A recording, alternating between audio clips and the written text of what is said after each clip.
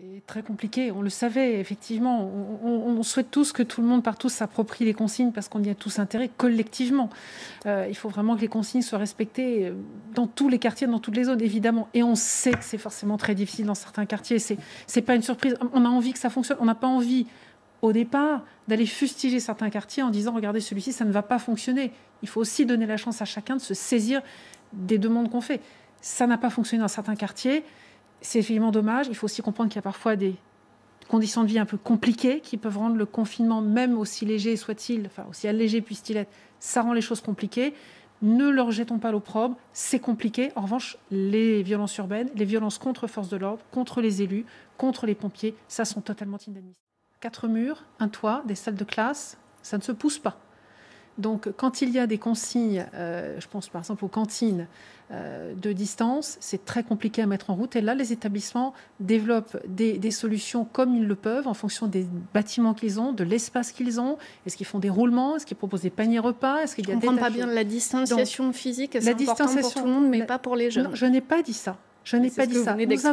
Nous avons un équilibre à trouver entre l'exigence d'enseignement qui est indispensable, et on sait, vous le savez très bien, qu'au premier confinement, la déscolarisation des jeunes a été extrêmement compliquée pour un certain nombre d'entre eux, que nous avons parfois perdu beaucoup de mal à récupérer. Et les enseignants eux-mêmes le disaient juste avant l'été, il faut les récupérer à tout prix. Il faut à tout prix que nos enfants soient devant nous, devant leurs enseignants. C'est fondamental. Les mêmes enfants qui étaient devant en difficulté auparavant et donc, sur lesquels les enseignants il faut trouver un équilibre. Déjà auparavant. Il n'y a pas de solution parfaite. On ne peut pas à la fois donc, les garder pas totalement grave à la si maison. On les met comme ça. C'est l'état d'urgence sanitaire. C'est très grave pour tout le monde. Les policiers vont intervenir partout. Mais ce n'est pas grave pour les jeunes. Si vous me permettez de terminer ma phrase, je crois que ça serait plus clair pour tout le monde. Donc, on ne peut pas à la fois avoir 100% de sécurité sanitaire, donc mettre tous les élèves à la maison. C'est un problème de déscolarisation et des problèmes de santé publique après. Ni les mettre tous à l'école sans précaution particulière, parce que là, il y a un risque sanitaire, mais en revanche, ils ont l'enseignement totalement. Donc, il y a des protocoles qui sont adaptés et adaptables au mieux possible. Il faut saluer la créativité, l'imagination et l'envie des enseignants, des chefs d'établissement pour réussir à trouver des solutions. Ça n'est pas facile. On voit qu'en ce moment, les efforts qui ont été faits permettent quand même d'avoir des chiffres qui semblent, on aura les chiffres définitifs jeudi, sur la voie d'une amélioration, et on paye, comme vous le disiez tout à l'heure, on récolte plutôt ce qu'on a semé il y a 15 jours. Oui. C'est une bonne chose. Ce n'est pas le moment de relâcher.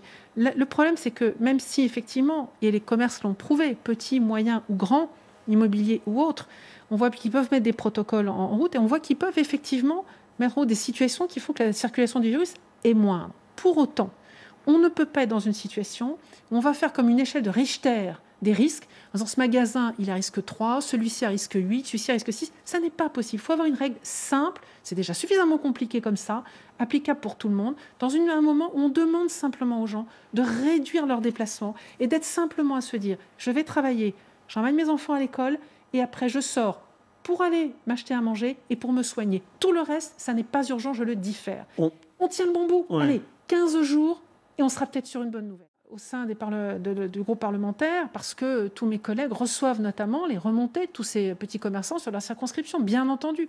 Il faut bien comprendre que nous sommes sur un sujet sanitaire et que l'objectif était vraiment, comme vous l'avez soulevé, alors je suis navrée si peut-être c'est pas comme ça que vous l'avez reçu, mais les Français l'ont reçu. La preuve, il y a des effets déjà du confinement qu'on peut voir. Le mot confinement était clair, il était sans ambiguïté, avec une mise en place particulière un peu différente du mois de mars. Il fallait vraiment limiter à tout prix les occurrences, les situations où les gens pouvaient se croiser, se rencontrer, ne pas leur donner l'envie d'aller se promener, se retrouver le moins possible. Allez, c'est pour un temps court et on est en train de tenir le bon bout, il faut continuer. Le e-commerce, c'est 10% du commerce de détail en France.